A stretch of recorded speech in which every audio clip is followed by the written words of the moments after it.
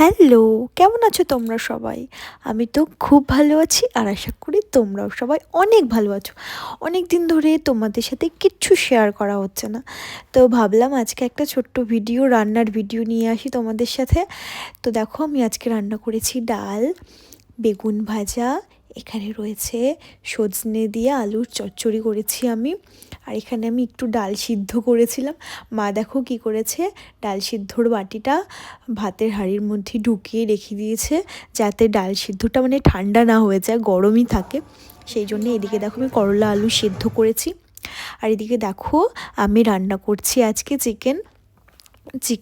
এই দেখো চিকেনটা হচ্ছে আমি রান্নার জন্য বসিয়েছি, এখন কষানো হচ্ছে, সেদ্ধ হয়েই গেছে প্রায়, শুধু এখন ভালোভাবে কষাবো আর ঝোলের জন্য জল দিয়ে দেব। আর এদিকে দেখো আমি চাটনি বানাচ্ছি আজকে। চাটনির মধ্যে আমি দিয়েছি টমেটো, কুল আর কাজু, কিশমিশ আর হচ্ছে যে খেজুর দিয়েছি। সব মিলিয়ে আমি আজকে চাটনি বানাচ্ছি। এই চাটনিটা দুর্দান্ত হয় খেতে, আমার তো খুবই ভালো লাগে। তাই যখনই ইচ্ছে হয় আমি মাকে বলি কুল আনতে, টমেটো আনতে, আমি চাটনি বানিয়ে ফেলি। দেখো অলমোস্ট আমার চাটনি রেডি। আমি গামলার মধ্যে বেড়ে নিয়েছি। এই দেখো আমি একটু পাতলা পাতলা করেছি, চাটনিটা খুব ভালো হয় ভাই খেতে।